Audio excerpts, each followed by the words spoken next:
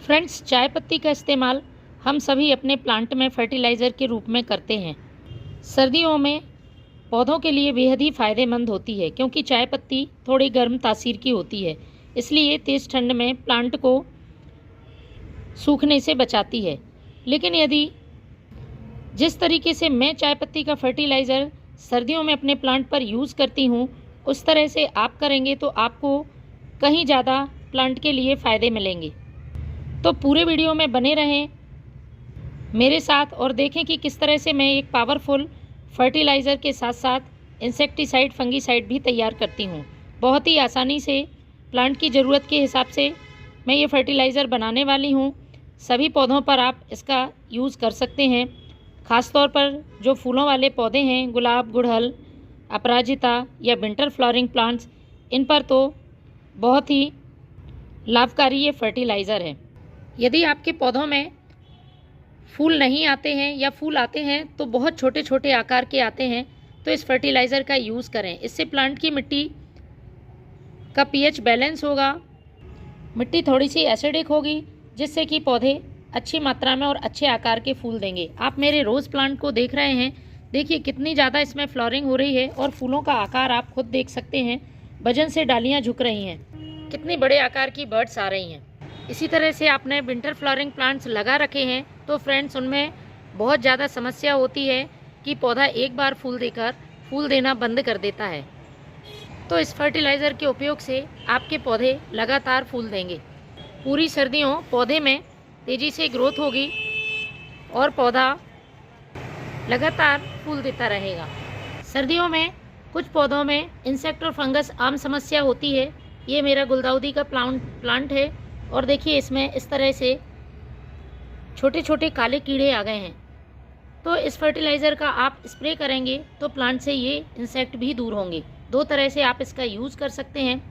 Fertiliser के रूप में आप डायरेक्ट सॉइल में डालें, और यदि इंसेक्टिसाइड की तरह काम कर रहे हैं तो आप इसका स्प्रे कर सकते हैं।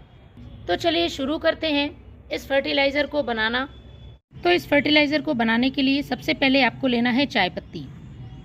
आप फ्रेश चाय पत्ती का भी इस्तेमाल कर सकते हैं या यूज़ की हुई चाय पत्ती का भी इस्तेमाल कर सकते हैं। बस इस बात का ध्यान रखें, यदि यूज़ की हुई चाय पत्ती का आप इस्तेमाल कर रहे हैं तो अच्छी तरह से धोकर सुखाई गई हो। कुछ इस तरह से ये यूज़ की हुई चाय पत्ती होती है, लेकिन इस समय मैं फ्रेश टी लीफ का ही यूज़ कर रही हूँ क्योंकि इसका यूज़ करने से बहुत जल्दी प्लांट पर रिज़ल्ट मिलते हैं। इसमें पोषक तत्वों की मात्रा ज़्यादा होती है। तो पौधों की संख्या के हिसाब से इस फर्टिलाइज़र को आप कम ज़्यादा बना सकते हैं। मैंने लिया है 1 छोटी चम्मच फ्रेश चाय पत्ती का। यदि आप यूज़ की हुई चाय पत्ती का इस्तेमाल कर रहे हैं तो 2 छोटा चम्मच ले सकते हैं। इसके साथ ही इसमें एक और चीज़ मैं इस्तेमाल करूँगी, वो है ये लहसुन। लहसुन हम सभी के घर में बहुत आसानी से उपलब्ध होता है। इसमें सल्फ़र के साथ साथ कई पोषक तत्व मौजूद होते हैं। ये एक नेचुरल इंसेक्टिसाइड और फंगीसाइड की तरह काम करता है। इसमें बहुत तीक्ष्ण गंध होती है और इस गंध से कई इंसेक्ट और चींटियाँ दूर रहती हैं।